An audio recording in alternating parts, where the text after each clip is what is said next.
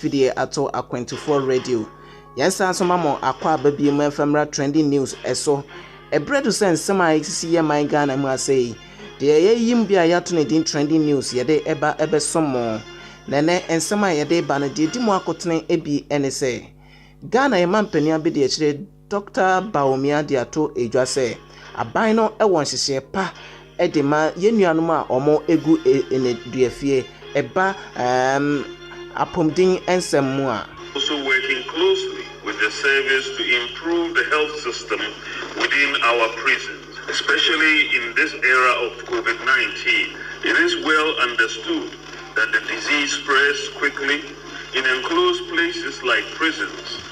Sanso ena Ghana Emampeni, His Excellency Nana Addo Dankwa Akufo-Addo de ato ejwa se obehwe ama 2020 December ba ye ba betue asumdua ye wo mem ase no ye bekrem.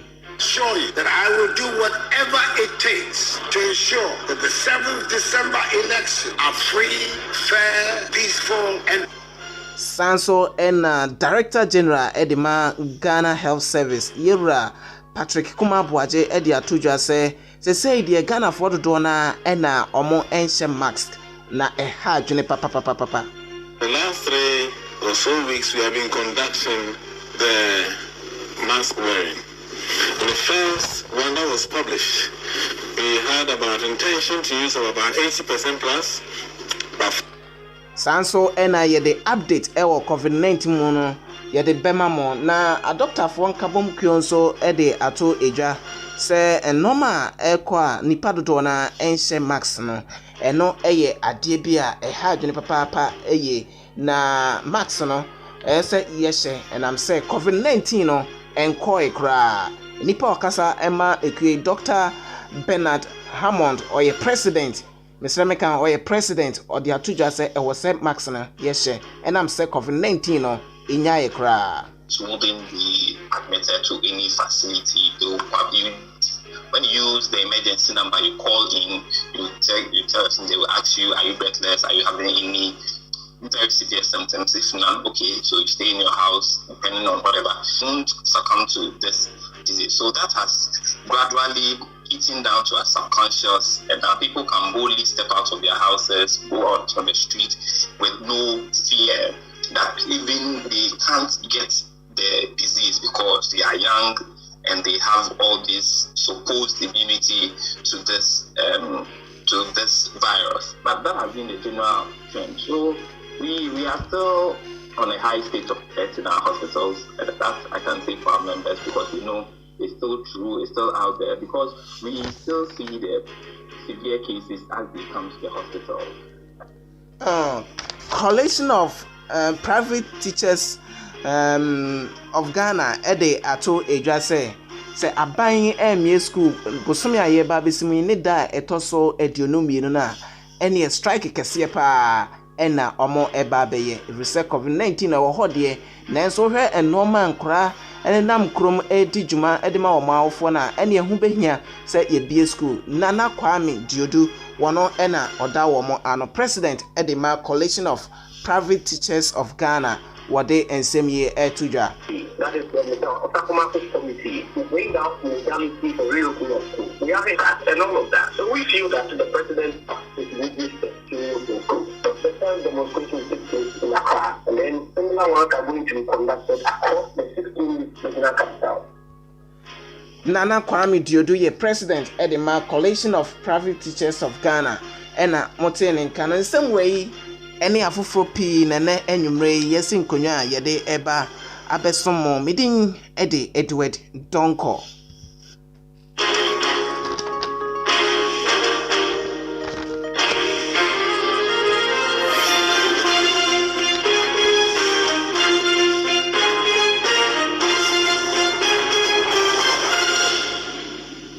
Afei ensam no nemu emunchiremu enie COVID-19 na yare abesan wiase afa na nyina ba bibia obekobia ye bonidin na Ghana ha sen so de enya asem keto akora trending news said ye de mamo abrebia na abrebia betena se bia no ye ka ensem efa eho na ene day wo hwe update a work COVID-19 mu a say ena esitie free August 24 the Ghana Health Service for ede ato omo website ayensa kan bi no say ena esitie omo echirem say omo abot test 437,750 na positive case no ye 43,841 recoveries 42,246 and a death 270 active case in prempre ameno kasei 1,325 Mrs. Subim tester Ghana Health Service for etimi abono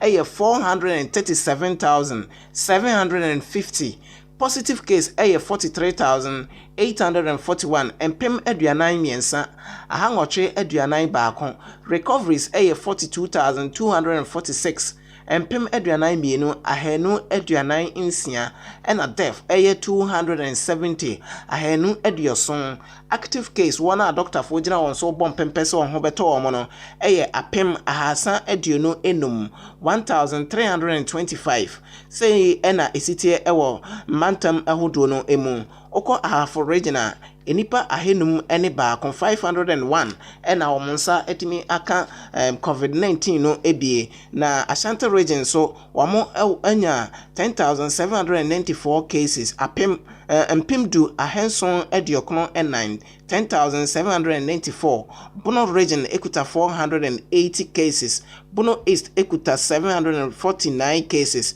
Central region ekuta 1,861 apem ahangoche ediosia baakon Eastern region ekuta 2,277 Greater Accra region ekuta 21,794 empim ediono baakon ahenson ediokono and North East region ekuta 18 cases Northern region kuta 497 cases Oti region kuta 230 cases Savannah region 62 cases Upper East region kuta 282 cases Upper West ekuta 88 cases Volta region ekuta 656 cases Western region ekuta mpimienu ahenkron aduanan engoche 2,948 cases Western North also ekuta 604 cases enye asem keto akra na cheze oka ni nyina eboma nipa omo etimi enya yare no bie no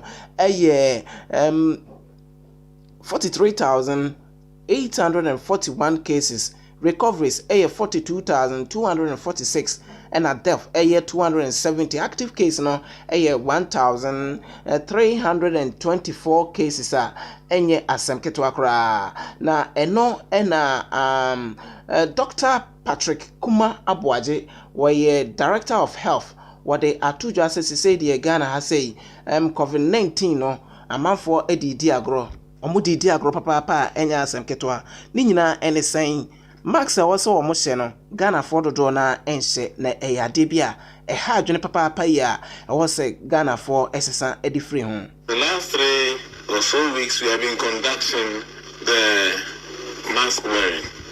In the first one that was published, we had about intention to use about 80% plus, about 44% were using the mask appropriately. In the next slide, in the next survey that was done, this number dropped to 15%. And that means that people are dropping their guard. And all that we've done, what we are having now is because of the things we've done. So if people stop dropping their guns to stop using the masks, and about 54% of people are not wearing masks, that is a major worry. That is a major worrying. Now, ena wasade futuo ema Ghana fo nyina se obesre na max no wose yehye awose yenya na ebitimi atu ho fu se emitu empese menya yare wonso empese menya bia komo bi enjenere me hia pa ni se opia be na je se me empese menya yare bi to bom ko bai so bia bo no bai no afa nkuri bia o hia so sinya ka chiro se hwe no enya covid and only until I hear if I say enforcement in the over there, but any baby, a bit my but the one who show who said, maybe I'm a person in your COVID. I don't know what would be a enforcement, the woman about name will be here and say, I serve motivation, say, maybe person in stem be a no social distancing, mask all the time. Machine years or so. And then I say, and they're sustainable. Intimate think of all the time. They move, saying, I'm going to say, I'm saying, you have to answer Saturday. The best that will be also ancient mask, not for nobody. And no, and some Director General Edema Ghana Health Service or the Etuja Dr.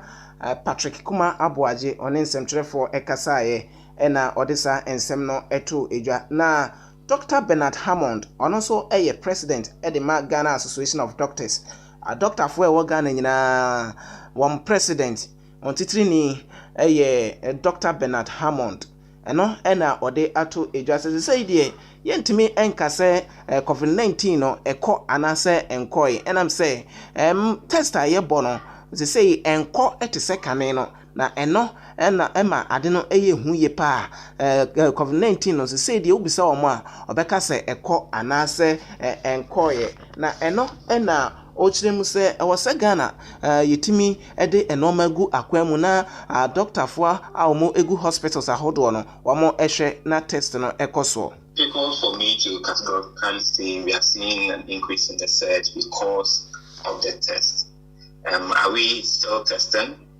We've had challenges. Now, even if you go to the Ghana Health Service website, to the COVID tracker, the last situation update was on the 24th. So between 24th to date, we don't know what is happening. I don't know when the last sample was taken. The record of, I heard the Director General of the Ghana Health Service mentioning that they have recorded 108 new cases at over the past, I think that's the most recent count. It seems to be decreasing, but you forget that we are now using clinical indicators, not just the laboratory test results. For instance, if someone comes in, the person complains symptomatic of COVID, you may be asked to, okay, go home, self-isolate for 14 days. If your symptoms appear, then you resume your normal activities. So that's a clinical definition. Are these cases also being counted as part of the 108? Are they still being recognized as part of the 108? So it will be difficult for me to objectively say there is either an increase or a decrease in the numbers, because the parameters that were being used when the pandemic started as a strict definition to the laboratory pickup of cases, we're able to easily count and identify the number of cases. Is it the same as what's pertaining now? If the goalpost has changed, it will be difficult for me to say that there's been an increase or a decrease in the numbers. Dr. Bernard Hammond, or president Edema Ghana Association of Doctors. And now this in Chimono Ede MI or Sadi to just COVID-19 and Koi into a bestre. Say Yari BP Ghana has no Ghana Health Service any a bino Ministry of Information or more edit to ja edin simbi betuja say yen spread the calm. Na eno etimi edi amanfo tirim yipa enei emebunu tuto na omo esusu se yare no nkum mebunu no dodo na eno nti enoma wo omo ya ebema yare no akono ebi te se ebehye max ebe hohoro yensa any other protocols no mebunu no agya isa noma nyina eye na eno de efuto ama yensa yare no enkoi coronavirus enye over. Dr. Bernard Hammond wouldn't be admitted to any facility. They will probably, when you use the emergency number, you call in, you tell us, and they will ask you, are you breathless? Are you having any very severe symptoms? If none, okay, so you stay in your house, depending on whatever parameters that you are using. Are these numbers also captured as part of positive cases? It will be difficult. So if we are being restricted to the cases that are reported in the hospital that are very severe cases that are kept in the holding bay or in the treatment centers, definitely our case count will continue to go down. I still can't objectively say that the number of cases is either going up or going down because of the a shift in are we still recording? The best person to really are the district health directorates of the Ghana Health Service to give us that information, whether we are indeed recording all those cases, the clinical definition. If someone phones in and gives you his symptoms and it's deemed mild, is it still recorded as, okay, we have recorded one case? Is that still being done? That's a bit difficult to say. Almost 43,000 cases, of which a substantial number have recovered. We started with a spread count, not fear. I don't know, but I tend to believe that that message went down too well with the general Ghanaian population. There was nothing to fear. Well, it is good in managing pandemics, but that should go hand in hand with the things that people are to do, the protocol that they are supposed to observe to break the tide of the pandemic. But you could tell that the message of spread count is nothing to be scared about. Those who were succumbing to the disease had serious comorbidities. That was the message that was being preached from day one. So a lot of people tend to, well, we are young, we are strong. When you are taking some herbal concoctions or something, you won't succumb to this disease. So that has gradually eaten down to our subconscious, and now people can boldly step out of their houses, go out on the street with no fear that even they can't get the disease because they are young and they have all this supposed immunity to this virus. But that has been the general trend. So we are still on a high state of death in our hospitals. That I can say for our members, because we know it's still true, it's still out there, because we still see the severe cases as they come to the hospital. And they're needing oxygen, already struggling with. Okay. Dr. Bernard Hammond and Osadi we HR to say Oshe de Dr. Patrick Kuma Ekai say Oshe Omosovia Omoye de kind. That is a nipa be say oyi or hamunti chemu be say bianai 40% de na omo ehye na ohwe one sovium sa ye no de tosumi no na che za satia ba fom kra nipa 8 na omo max no say ensho na omo ehwena na da omo ekomu no say the sokra satia ba 54% say the na Dr. Patrick Kuma, Director of Health Ekano na eno de atojo say na max no ye sha ebeboa ye pa enam say ye nam enipa dodom no we entesio anai kasa na entesio efri yenum eba na ebeboa nkasa ho ban na afin so abo unua ho ban nti max no eboa ema sa ubenya COVID-19 no bi no ewo form sa percentage no ewo form pa so ubenya COVID-19 no bi no wa bra wo she max no ewo form pa eno nti max no wo sa de afutuo ama mabunu se omonkoso a na omo enhye in the volume of droplets that you are expelling into the general air for that's everyone is taking in. So one, you are protecting the general public and you're also protecting yourself. You're also limiting the particles that you are inhaling. You know, sometimes with them aside COVID, a lot of respiratory, some droplets are in the air that may also result in respiratory inflammation of sorts. It's general. So mask wearing is the easiest thing that you can do. Now, when we started at the peak of the pandemic, you could tell that the recorded numbers, you could tell that the cost of these face masks was astronomical. But gradually, because of the market forces, it's really calmed down, and we are all being encouraged to buy or use cloth masks. So really, you don't have an excuse except you just don't want to observe the protocols. And now, previously, before you enter some of the big shops, you go out there.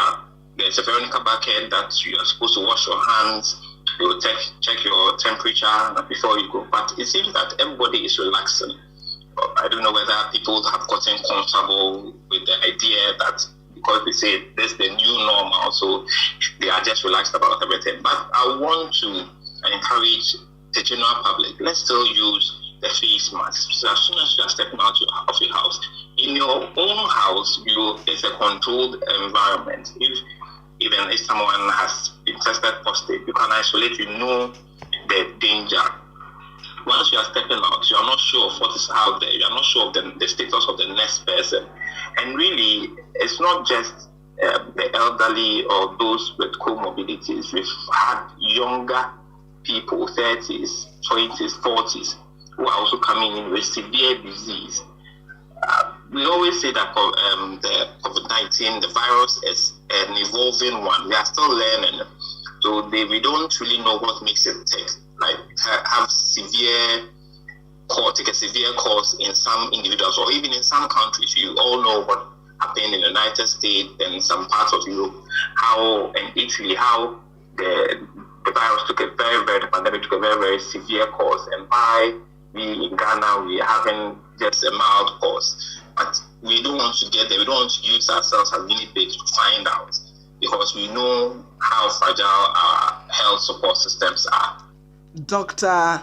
Bernard Hammond, president, and then the prison officers best ha any edunum ena yetimi apam hontoma wontete omo ekoje yese prison officers na afi omo ba bonten na abedijuma ede aboa Ghana na eno ena Ghana oman pani abedi akire His Excellency Dr. Mahmoud Bawumia ekopiem dwumadi no ase na eno ena okoye no ode ato prison officers a omo agentity a omo aba bonte omo ba besumi se so omo esi agentity pa yede ama omo no omo famra no omo fameye ejuma papa na omo enya tema odo kroye enfama inmate anase yenuanum a womo egu eneduafie ahodo ewo memu hasei na eno sade etu dwase aban no ede esi na ni so se ebabambo mu nsemo de a obebo no homoden pa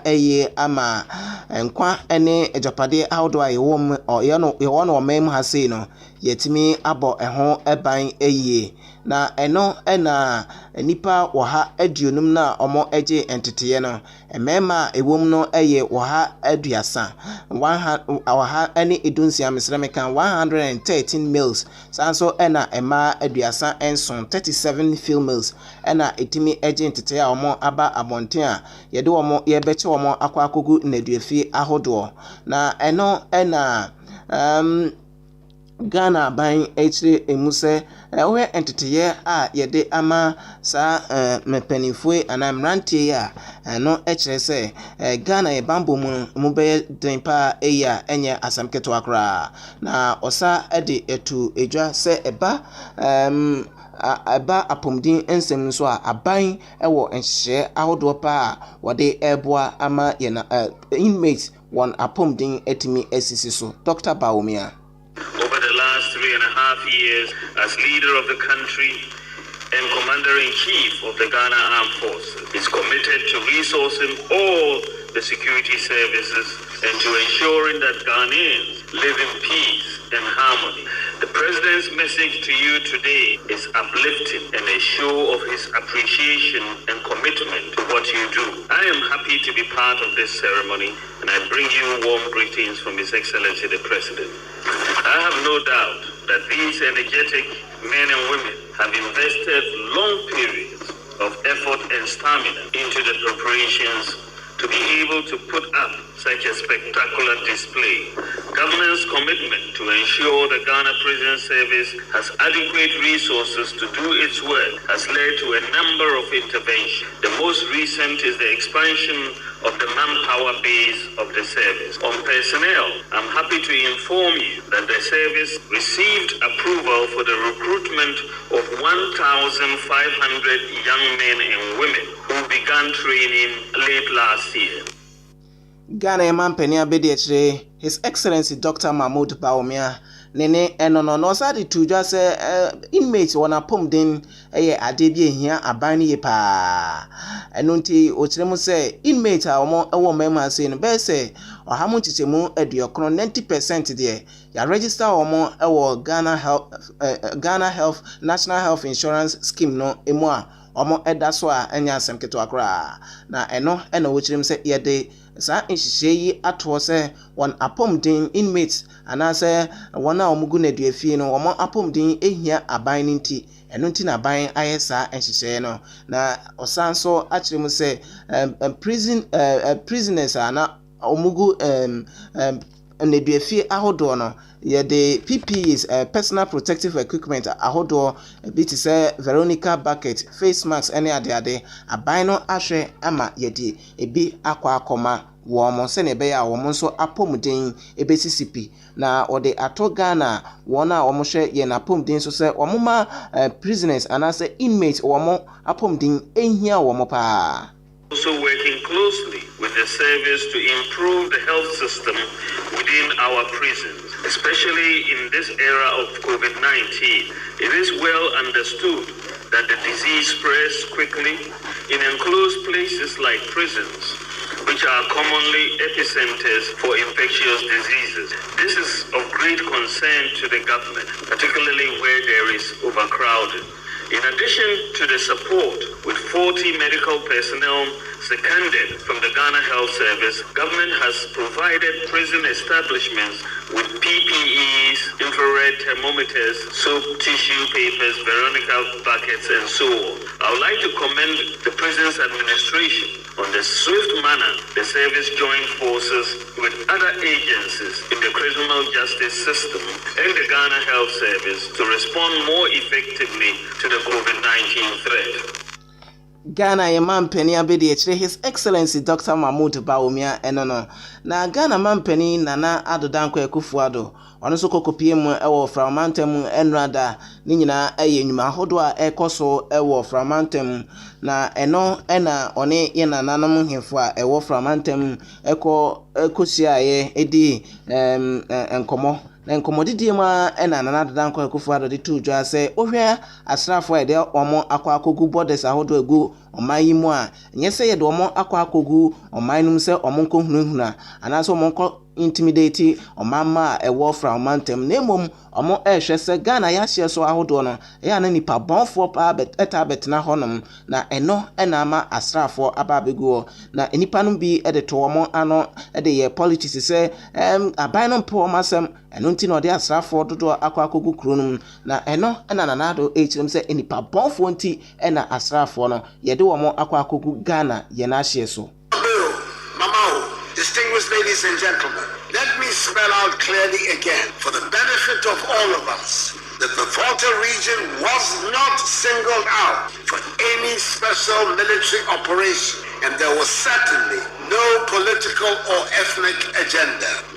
We live in a difficult neighborhood where terrorist activities have become everyday matters for many countries in the region, especially, regrettably, in our immediate northern neighbor of Burkina Faso. That we have so far been spared the ravages of the terrorists is the result of the hard work of our security services and the grace of the Almighty.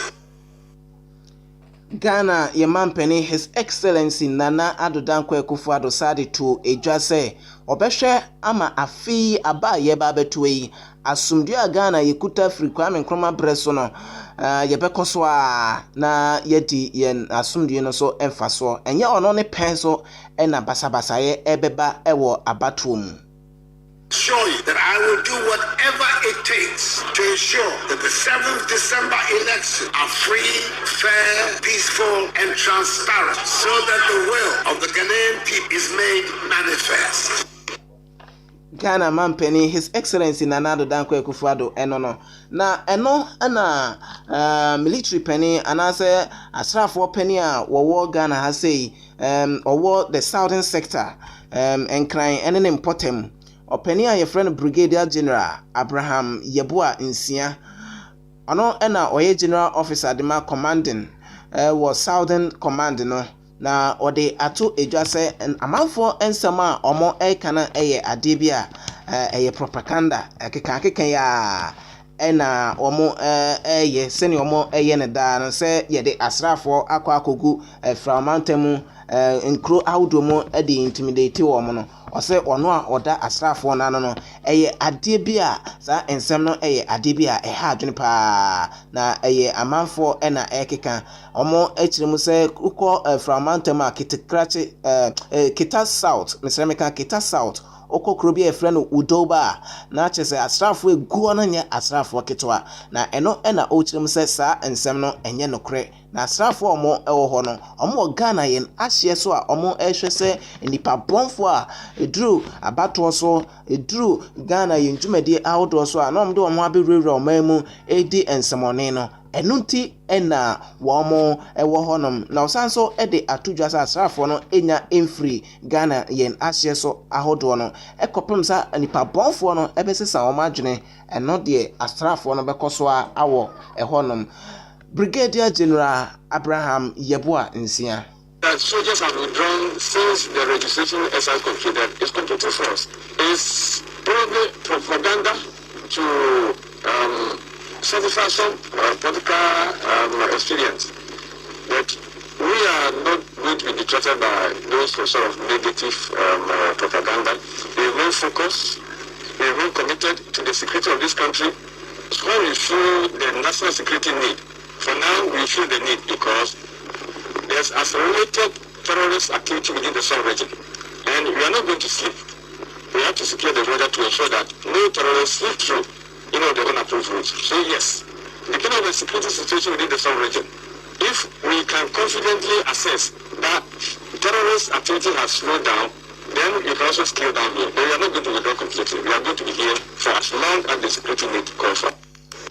Brigadier General Abraham Yeboah Nsia ono ena yete ne no na Coalition of Private Teachers of Ghana women so ede krata ba bonten krata omde abonten nyina echire mu ese ohwe bra ye to school ma akyeye pa na women so omokire ade ewo ankrankre school mu no COVID-19 no ene omo ani ne ye omo ho aka papa ne nyina ene sei mofra yi omo ebe school a ene omo so enya bibi ede etwitwa omo eho nti aban to school mu no ade bi a eha adwene papa kwatia omo nti omo hwe aban no sei busumi aye ba besimi ne de to so aduonu mienu enkopem sada no sa aban amie school antuma amankora no a school a na kire se womo so ye kire kese pa ena omo ba beye no omemu ehasei omo echirem se nkora ya yese COVID-19 omo ntimi mo omo ban emfiri omo yi ukopiem ewo enkura kese mu a na kire se nya asem keto akora eho nso ena yare yi ewo eho ena enkura yi womo edi womo ejuma womo tonzo eton womo so a omo susun enoma awodo eton edeboa awofo no eno nso edoso yi papa na eno ena president edema Coalition of Private Teachers of Ghana Yewura Nana Kwame Diodu ode ato edwase aban enhwe na omaya no omo ebohye bi tse Cote d'Ivoire COVID-19 mo to school mu nenso neya COVID-19 brase no omo bie school na tuma nei adesua ekoso wa no a asembia ensie nti omo sre aban no animu ya wonfe no ma enwu akwam se ne be ya ebra omo asha aban no enuro no na school ye bie atum. That is the Otakoma Committee to bring out legality for real school. We haven't heard anything from that committee. And just the minister also came inaugurating a new committee for the same job 3 days after that second committee had been inaugurated. The Director General of Ghana Education Service also comes to say that they will not run the open school. So we find that it's like the president's decision to move with the Otakoma Committee is a mockery of the whole nation. They don't know what to do. If they don't know what to do, just nearby at the Ivory Coast, they've been in school. They closed down schools for 2 months and they've been back in school. They need not to talk of the hazardous activities these children that have been taken out of the school and put back to the street. When you are driving around town, you see that the children that are selling loose back, pure water and all of that. So we feel that the president is really the first demonstration takes place in Accra, and then similar ones are going to be conducted across the 16 regional capitals. As somebody be your yechire kese pa de di kan no be hyase e won kran mantem wo na echire no mantama aka no so omo ebepeta eda na omo etimi ede demonstration no etimi ahyehye so.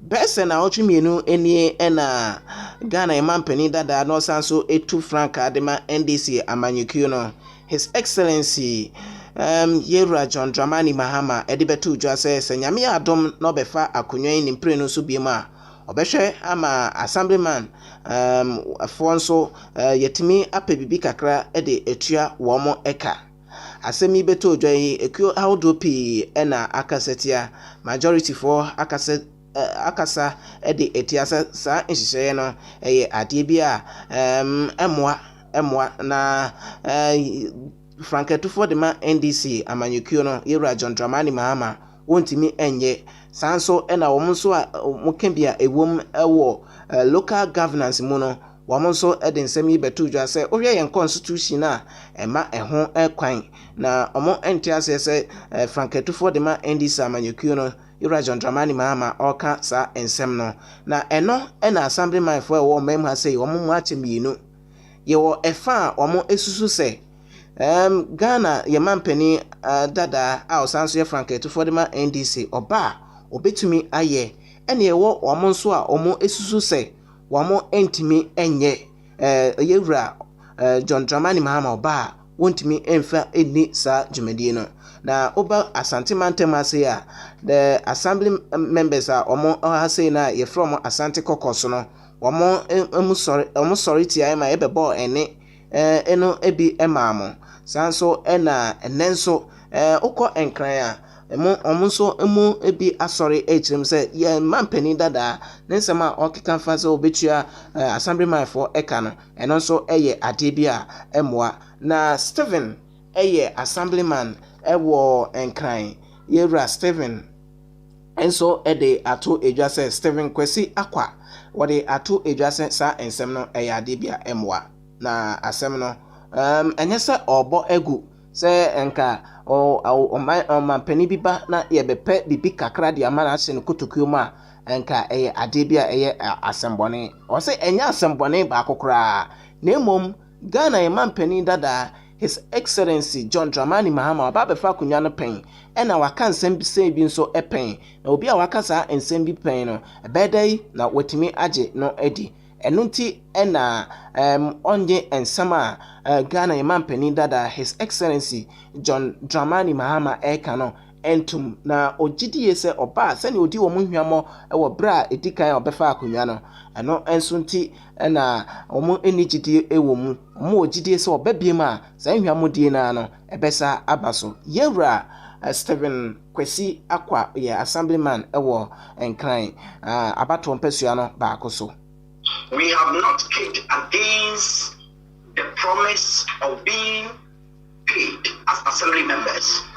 What we are basically saying is that the man behind that promise is not a trustworthy person. Around every presidential aspirants, their promises and what they have for the local government or the local government players. Now, what we realized was that Nana Adedankwa Akufo-Addo had his promises in his manifesto in 2016.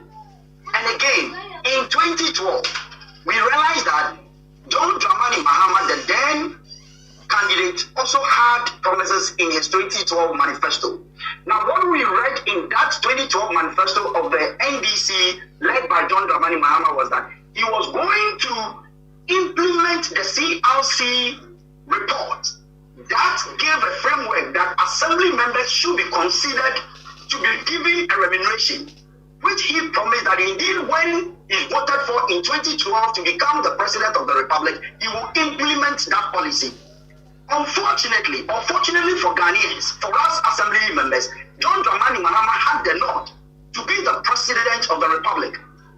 4 years down the lane, that promise of paying or implementing a report that was before him, he couldn't implement those reports or promises. So how would I today in 2020 believe that John Dramani Mahama would promise me as an assemblyman that when he gets the nod in 2020 December, he's going to pay assembly members? Now, before any government or any president promises something, the person must have at the back of his or her mind that there is a legal framework or a legal position of the Local Governance Act 936/2016. And let me quote. Section 11 of the Act says that, Section 11.2, it says that a monument of a presiding member of a district assembly and other members of the district assembly shall be determined by the district assembly and paid out of the district's own resources.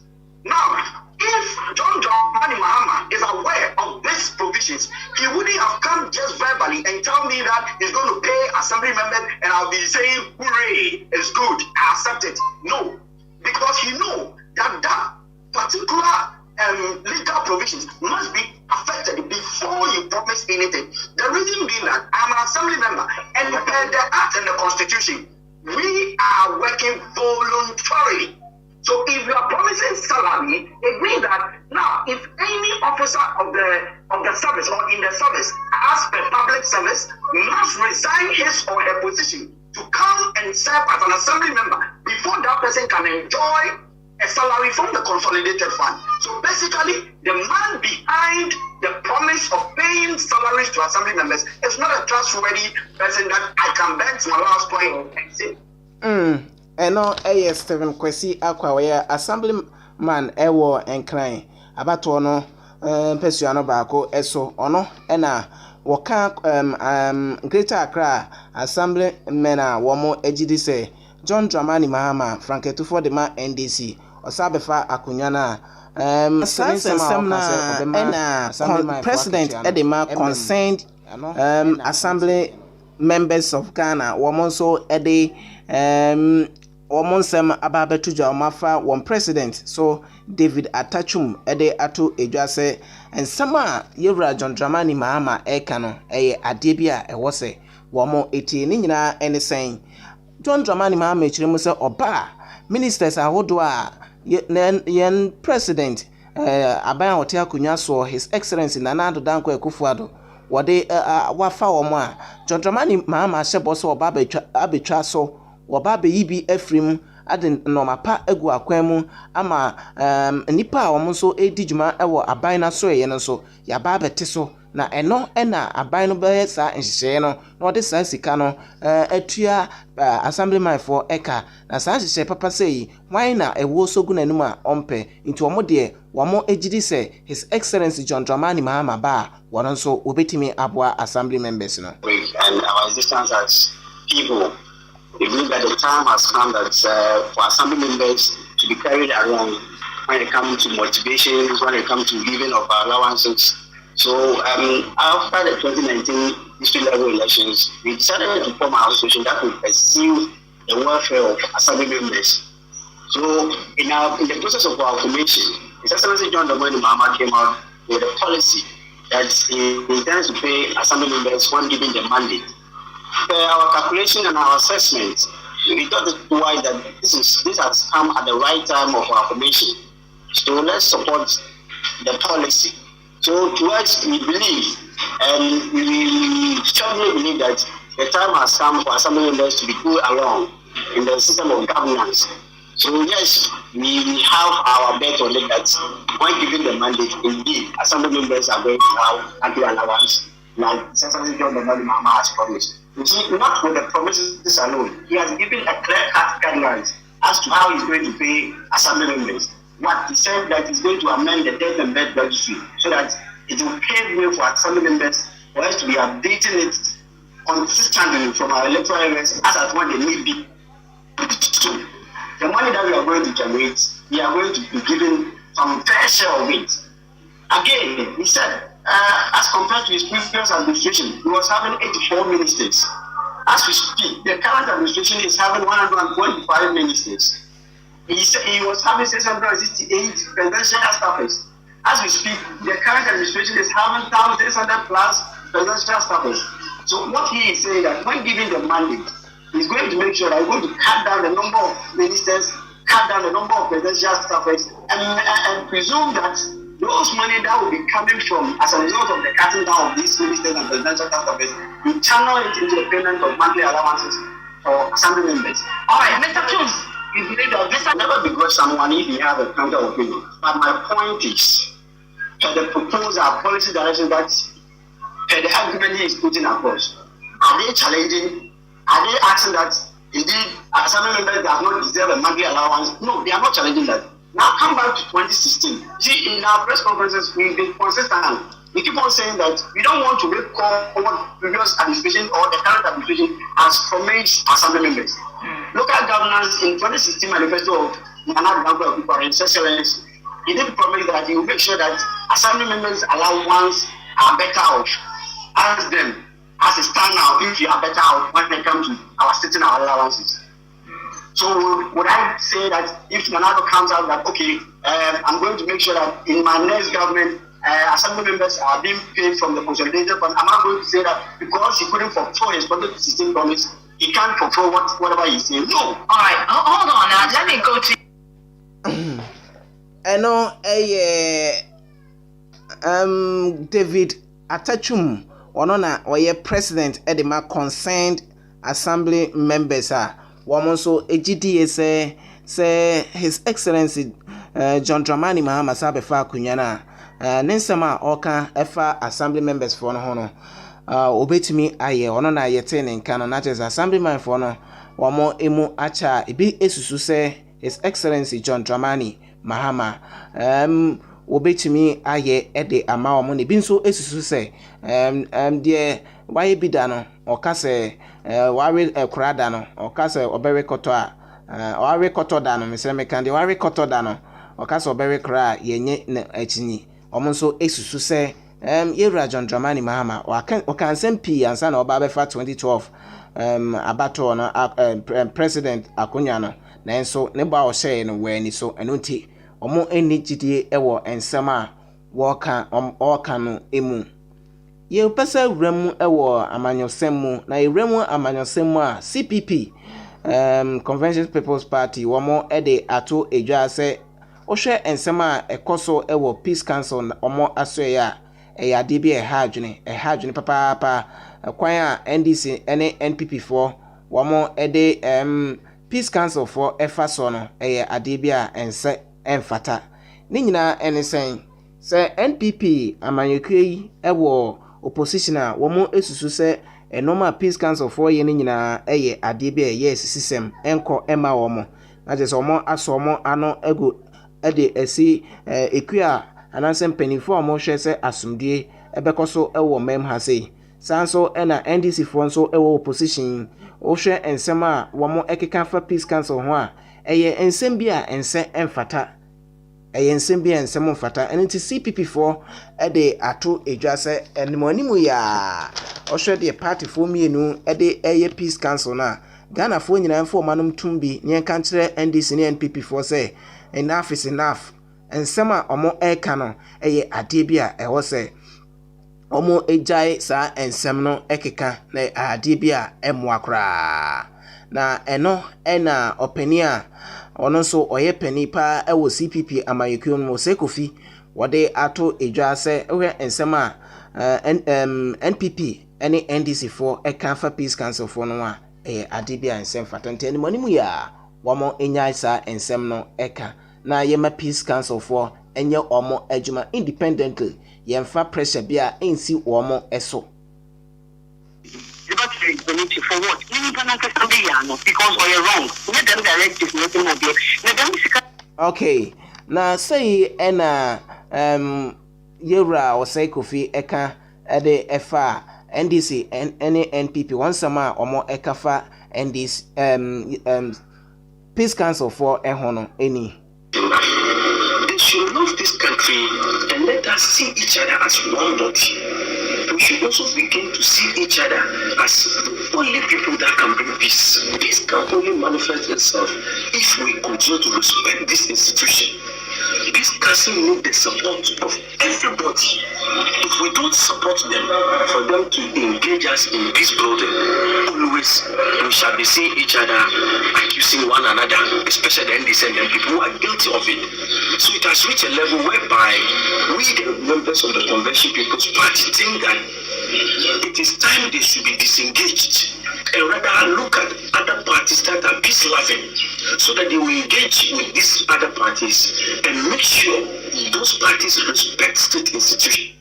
Osei Kofi Akwa youth organizer edema CPP amanyukio no na eno ena okopiem ewo bonomantem Peace Council chairman oho ye friend Owura Sola ono so ede ato eja akasa ensemi bi efa asumdue ho. The national level, how does the people on the ground take it? Are they even aware of it? And what is contained in this roadmap? What is contained in this code of conduct? It is therefore very important that we do advocacy on these things at the grassroots level so that people will get to know that this is what the government has done, or this is what Parliament has passed in the form of a law to regulate and guide activities of vigilantism, and also how political parties should behave towards elections. Every political party knows that if he should lose an election, he has lost everything. So we do everything possible to win that election, including foul means.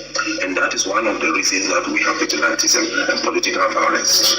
Another issue is that vigilantism is becoming endemic in this country. We are not there yet, but we should not wait to be there. Because if we let it gain some kind of root on the ground, it will lead up to what is called state capture.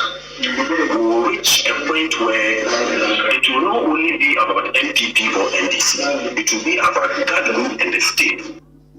Owura Sola oko pono mantem onoma Peace Council for chairman eno ena odesa ensem no eto eja ewo ehonom na yebeko ewo yebekom ewo one hot meal free hot meal Ghana Emampeni His Excellency Nana Dankwa Akufo-Addo edituja na otwe ayiwomu ehya ase no na eno ena onimunyamfo Cynthia Morrison wono ena oye minister edema gender minister eno ena ode atu edwase ensema ekoso efa free hot meal no eye adebia asefem aba ne nyina ene sen ukopiem ewo mentifido a aduane na ye che no edema nkora no ebi ede won on posters ateta ho on posters ateta ho ewo aduane na ye che no mu aduane na ye che no wo mo de wo mo posters ateta ho a se Nana Dankwa Akufo-Addo ni poster ta ho sanso ena anya Nana Addo anache se honorable member owo sa abaton pesua no so ono so poster ta ho anase Nana Addo ene assembly MP no mesremeka MP no mrasebedwani no wono so ni posters eta ho na eno ena Mami Cynthia Morrison gender minister dia tojo asesa ensem na ekoso no eye adebia asefem eye nimguasesem anya enonko uko schools no bi mu nso a ochese ni no wo che aduane na oyi aduane na was ka form of nana wan ka form of nana aduane no mefa emawo se ya na ekoso na eno ena onimunyamfo Clement Apak ono na wo yimra sebedwani ede emabusa south eno ada ode to dwa se ohwe nsema ekoso na ade bia asefem ade bia tan Ghana fo nyina sika Ghana ye nyina ye sika ena ban no ede project na ewo se yehu se se enhihye ebiba se a yede ma oman no yefa enye amanyosem enu nti odi atudwa se wo ma omo edi saa adwuma no wo mo ente wo mo ho enfri saa ensem no enu bi ena gender minister Cynthia Morrison so edina no atombi se caterers ene wo mo nso wo mo hyehye saa ensensem na chiri nyina no ewo se wo mo etwe wo mo ho free saa ensem no for what? Because we are wrong. Let them directives nothing more. Let them see can be a post that carries the managing. And the post pure work I want to come out of financial person you want. Because post can win this. Because of your so be aba ka we container na go need the any about watching anya bowl on your plate on your cup akara do kofi ka we container on your watching in your book nya your friend and market on your bibi e baka de book or the whole picture which market or the whole picture which I dey take away. Gender Minister Yamame Cynthia Morrison ena motene nka no asemwe ha adwene pa aduane a my posters akọ di ata aduane hu enka wo de ko dwaso na nka akoto enuane bi eka ho kra na nka wo de ka ma cooks no na nkomo enoan a bigidi ese nkra no nka omo beda wase pie asene se obeye obeboka akọ posters de abeba beta rubber nkra no credit TV a isa de koto tasbin mu ye besre se wo ma omo che kire ni nyina no wo mo entwe wo mo ho enfri sa ensem no emu ye toa ensem no eso na enrada ena ye de beto mo anim se ukopiem ewo santimantem hase ya na chesenya asem keto akra ejoso eho ena abrante bi a wono oye mobile money vendor na ni nyina enesen omo bet kresika ana omo send sika ekoma omo busuafo a omo ewo akontio awdom ene omo so mbe sika firi omo busuafo ho no omo no dwumadie ena odie na branti enu ada wan kan bibia anhyem wote ne cage ma eye na dwuma obunwa ne se amrobes ba mienu economy ensa so omo ekuta etuo ba kwa fa chiri ba kwa fa ni mu pempempem adan a omo emfa ne sika no emra na etututuo no ma ena etese ekoye etwuma mentwen ema omo ede etuoi egu abrante e friend owusu so ena kanana nan amunum ho a owusu eto a nananom ewo ense do na jese asem ya akoye awrehosem yi pa titi omo omo epiem ho no de asem yi ade bi a ha omo pa ne abrante a friend owusu na busuafo ha omo de nsem su omo su ho papa na eno ena enede yeda sorry ye Ghana posifo titiro omo asantemantem asei omo ede ato edwase omachi nkofo bi a womo esusu se womo eho ebon ansema ekoso na no ada ewo ejoso ewo abrante no ewuo ne ho omo achi womo a omo ehwe aye nhwehwemu se ekoba se womo ena womo edi sa urukasem ya emra no so ene womo edi na opani a otonkra ede ma posifo womo asantemantem asei Yewra Godwin ACP Godwin ahianyo ede ato edwase enokre omachisa nkofo yi na ohwe omo physical evidence a omo ewo na eno ekire se enrantie yi omo eho ebon asem no yi papa ya enye asem keto akra na eno ena omo echirim se evidence ensema hodo a omo nsa aka no eno so ekire se abrantie yi emrantie a yache omo yi omo eho ebon asem no na yentie police PRO ACP Godwin ahenyo edema asantemantem ase aposifo wona tonkra edema omo sei ena odinsa asem no eton semtrefo enim physical examination evidence we have gathered so far is giving us some assurance that this suspect that has been arrested has a connection with the earlier robbery.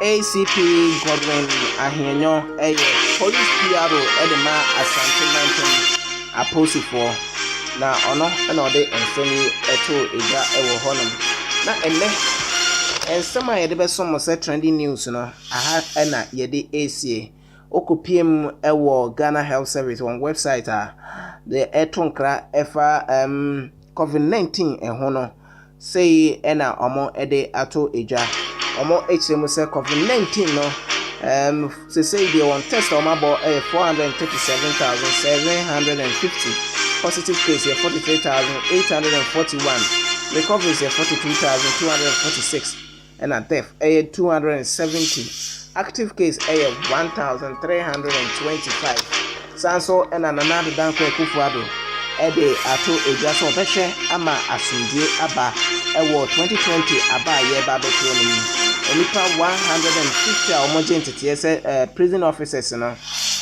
say die womo etimi aba bonten na dey His Excellency the Vice President Dr. Mahmoud Bawumia etimi aboa ama yapa wo mo ho entoma na wo de atodwa sɛ wo mo bɛhwɛ ama image wo mo so wo mo apomdensɛm etimi akosoro aha ɛna yɛde trending news no esie midin ɛde edwetɔn kokoso a na fo video no ɛto akwantifo radio ɛso na me adoma ɔkyena de atwam bia no yɛde bɛba abɛsom mo yakramo